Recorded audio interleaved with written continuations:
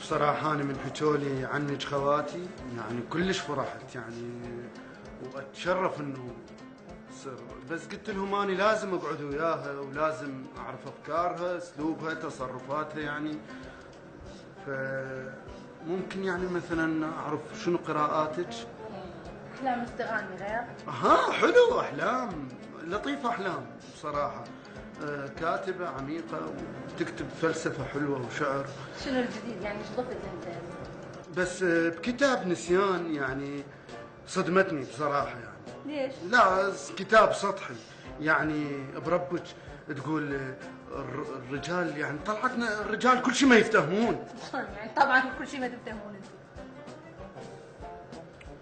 لا يعني تقول الرجل ما يمتلك شهامة عاطفية بهذا الجيل يعني. ليش وقت عين انتم عندكم شهامة عاطفية؟ يعني لا تعرفين شنو عوفتش من هذا. تقول يعني انه النساء كلهن مقهورات ومكسورات وخيبات، وكأنه النساء يعني ملائكة. طبعا النساء ملائكة. من يلي ربتك ليش انت يعني؟ امي. امك مو من ضمن النساء؟ امك مو ملائكة يعني؟ يعني امك تخون مثلا؟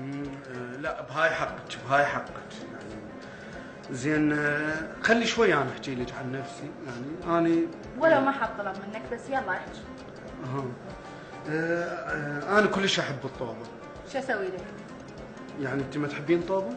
ليش احب الطوبة يعني؟ يعني منتخبنا من يفوز ما تفرحين؟ شعلة يعني؟ اوكي يعني افهم من هذا يعني هاي الاشياء المشتركه اللي بيناتنا انه انا اذا اتقدم لك ترفضين. طبعا. شو اخبارك؟ زين.